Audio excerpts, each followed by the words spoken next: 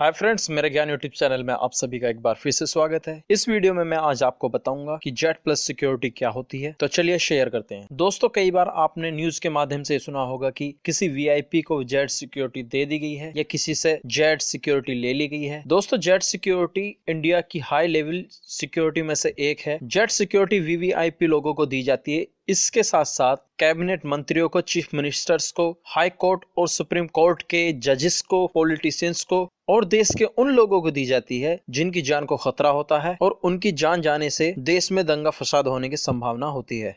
दोस्तों, Z plus security के अलावा और भी सिक्योरिटीज होती हैं जिन्हें जेड सिक्योरिटी, वाई सिक्योरिटी और एक्स सिक्योरिटी के नाम से जाना जाता है। ये तीनों securities, Z security, Y security और X security, Z plus security से नीचे लेवल की सिक्योरिटीज होती हैं। VVIP, VIP politician, high profile लोगों को प्रोटेक्शन देने का जिम्मा एनएसजी यानी national security guard, SPG special protection group, ITBP Indo Tibet border police और सीआरपीएफ यानी सेंट्रल रिजर्व पुलिस फोर्स, इन सब पर होता है। ये चारों एजेंसीज ही वीआईपी लोगों को प्रोटेक्शन देने का काम करती हैं। किसी वीआईपी को सिक्योरिटी देने के लिए राज्य सरकार केंद्रीय गृह मंत्रालय से सिफारिश करती है। गृह मंत्रालय एक समिति से सर्वे कराता है। वीआईपी की जान के खतरे को देखकर सुरक्षा तय करी जाती है। उसके बाद गृह मंत्रालय इस पर मोहर लगाकर सुरक्षा प्रदान करता है।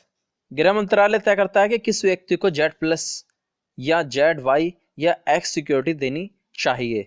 सबसे पहले हम बात करेंगे जेड प्लस सिक्योरिटी की, जो भारत की सबसे हाई लेवल की सिक्योरिटी होती है। चलिए जानते हैं कि जेड प्लस सिक्योरिटी में किस तरह से किसी वीआईपी व्यक्ति को प्रोटेक्शन दिया जाता है। सबसे पहले बात करते हैं, जेड प्लस सिक्योरिटी भारत की हाई लेवल सिक्योरिटी है। इनमें 24 घंटे व्यक्ति को सुरक्षा दी जाती है। जेड प्लस सिक्योरिटी में किसी व्यक्ति की सुरक्षा के लिए 36 जवानों को तैनात किया जाता है और 24 घंटे की ड्यूटी में 108 जवान तैनात किए जाते हैं। यानी कि 24 घंटे की ड्यूटी को 3 पार्टों में डिवाइड किया जाता है और हर 8 घंटे की ड्यूटी में लगे 36 जवानों की जगह दूसरे 36 जवान ड्यूटी पर तैनात किए जाते हैं। इस तरह से किसी भी वीआईपी की जेड प्लस सिक्योरिटी में कुल 108 जवान तैनात किए जाते हैं। इन 36 जवानों में 10 से ज्यादा एनएसजी कमांडो होते हैं यानी नेशनल सिक्योरिटी गार्ड होते हैं, जिन्हें ब्लैक कैट के नाम से भी जाना जाता है। बाकी के पुलिस के जवान होते हैं, इनमें राज्य पुलिस के जवान भी शामिल हो सकते हैं। इन एनएसजी कमांडो पर अत्याधुनिक हथियार होते हैं जो पलक झपकते ही दुश्मन को मौत की नींद सुला सकते हैं।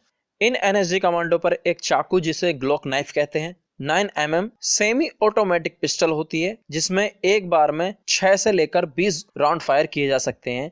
तीसरे नंबर पर इन कमांडोज के पास MP5 9mm सब मशीन गन होती है जिसका वजन 3 किलो 100 ग्राम होता है। 800 राउंड पर मिनट दागे जा सकते हैं और इसकी जो मारक क्षमता होती है वो 200 मीटर तक होती है। एनएसजी कमांडो के पास एडवांस ऑडियो कम्युनिकेशन सेट होता है, जीपीएस जीपीआरएस टेक्नोलॉजी सिस्टम होते हैं, बुलेट प्रूफ जैकेट और हेलमेट होता है, नी पैड और एल्बो पैड होते हैं और काफी सारे एडवांस गैजेट्स के साथ साथ एनएसजी कमांडोज मार्शल आर्ट में भी माहिर होते हैं। आप अंदाजा लगा सकते हैं कि वीआईपी को अगर जेड प्लस सिक्योरिटी दी जाए या किसी व्यक्ति को जेड प्लस सिक्योरिटी दी जाए तो उसका बाल भी बांका नहीं हो सकता।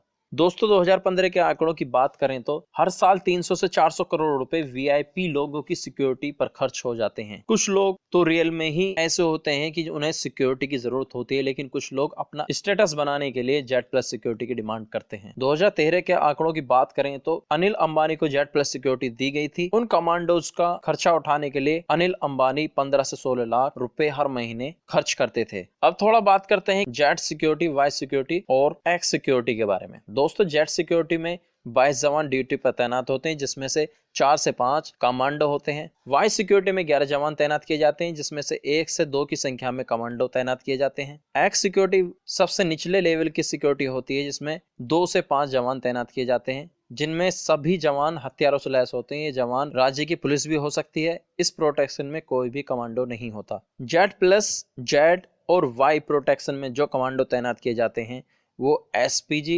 एनएसजी, आईटीबीपी या सीआरपीएफ में से किसी को भी प्रोटेक्शन देने के लिए तैनात किया जा सकता है। तैनाती कौन से कमांडो की हो, इसका फैसला गृह मंत्रालय व्यक्ति के खतरे को देखकर करता है। अगर वीआईपी लोगों की सिक्योरिटी की नाकामियों को देखें तो एनकाउंटर स्पेशलिस्ट राजवीर सिंह की हत्या कर दी गई थी। उस वक्त उनको जेड सिक्योरिटी दी गई थी। उसके बाद प्रमोद महाजन की हत्या उनके भाई ने कर दी थी और उसके बाद बात करें तो इंदिरा गांधी की जो हत्या की गई थी खुद के बॉडीगार्ड के हाथों से ही की गई थी। दोस्तों इस वीडियो में इतना ही। मुझे उम्मीद है कि ये वीडियो आपको जरूर पसंद आया होगा। वीडियो को लाइक कीजिए, चैनल को सब्सक्राइब कीजिए और कमेंट करना ना भूलें। बने रहिए मेरे साथ इसी तरह से। Thanks for watching and take care.